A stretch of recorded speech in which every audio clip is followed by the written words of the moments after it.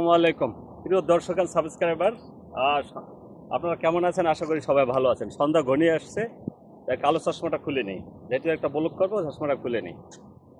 আমি আছি বর্তমানে কুয়েতের রাজধানী কুয়েত সিটিতে। ওই যে টাওয়ারটা দেখতে পাচ্ছেন, এটা কিন্তু কুয়েতের রাজধানী কুয়েত সিটির বা কুয়েতের লিবারেশন টাওয়ার। ঠিক আছে, লিবারেশন টাওয়ারের এই এলাকাতে আছি এবং এখান থেকে এই ভিডিওটা শ্যুট করতেছি।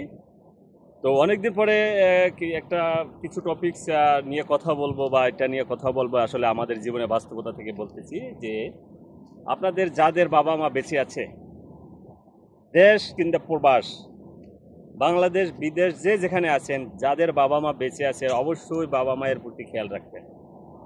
আজ আপনার বাবা মা বৃদ্ধ হয়ে গেছে, তাদেরকে আপনি কখনোই বোঝা মনে করবেন না।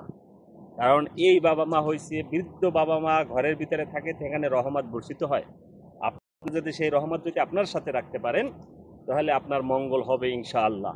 আল্লাহ তাআলা বলছে যে আপনি বাবা মা দুনিয়াতে যদি কাউকে দাবি করতো, তাহলে নারীদের জন্য বলা হলো যে স্বামী, আর যদি সন্তানদের বলা হয়েছিল যে মা বাবা।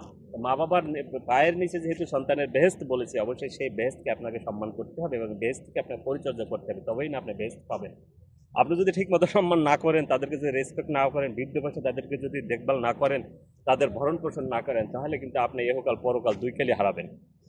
যারা আছে, বিশেষ করে আমি এই চ্যানেলের মাধ্যমে কিন্তু আমি সবসময় মোটিভেশনাল লেকচার দিয়ে থাকি এবং আমার নিজের মতো করে আমি যেটা ভালো মনে করি এবং যেটা সমাজে প্রচলন আছে, সমাজের ভুল ত্রুটি আছে, সেটা থেকে কিন্তু আমি কথা বলার চেষ্টা করি। তা আপনাদের যদি ভালো লাগে অবশ্যই কমেন্ট করে জানাবেন।